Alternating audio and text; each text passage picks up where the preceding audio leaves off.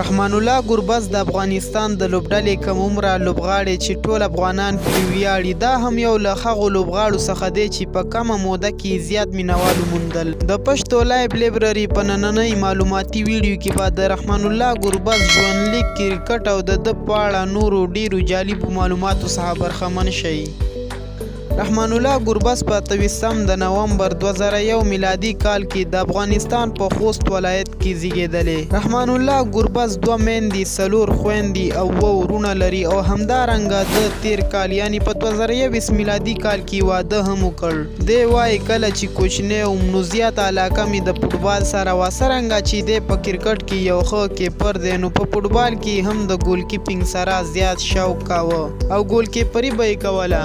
کله چې د کرکټ سپورټ ته مخه کړه نو د ده په وینا په ډیرو ستونزو سره مې په ډیر محنت وکولی شول چې د هیواد ملي لوبډلې تر حده ورسیږم.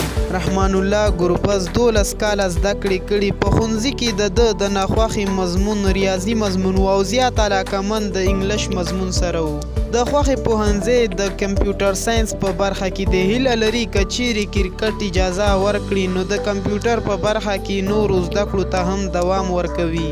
رحمان الله ګربز په 2019 میلادي کال کې ولایتي لوبډلو کې ولوبېده چې له هغې وروسته 19 کلنو لوبډلې ته او همدارنګه لومړۍ نړیواله لوبه یې په سپټمبر 2019 کال کې د زیمبابوې په خلاف د افغانستان ملي لوبډلې کې ترسره کړه. دی په ډیر کم وخت کې د ای بي ډیویلر په لقب ونومول شو. همدارنګه په کرکټ کې د ده د خوښې لوبغاړی هم ای بي ډیویلر دی.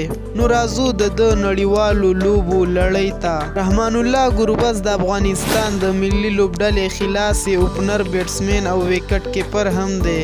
لومړی T20 لوبه یې په 2019 کال کې وکړه او لومړی ونډې لوبه یې په 2021 کال کې ترسره کړه چې په لومړۍ ونډې لوبه کې سلیزه یعنی سنچري هم ووهله. ټول ونډې 12 میچونه ترسره کړي چې 456 منډې جوړې کړي او په ونډې کې زیاتې منډې 120 دي. د T20 32 لوبې ترسره کړي چې 828 منډې جوړې کړي او T20 کې زیاتې 80 منډې دي. هغه لوبډلې چې رحمان الله ګربز پکې لوبې ترسره کړي میساینک نایټس، خولنا ټایګرز، باربادوس ټریډنټس، ملتان سلطان، اسلام آباد یونیټډ، جیفنا کنگز، گجرات ټیټنز، کلکتا نایټ رایډرز.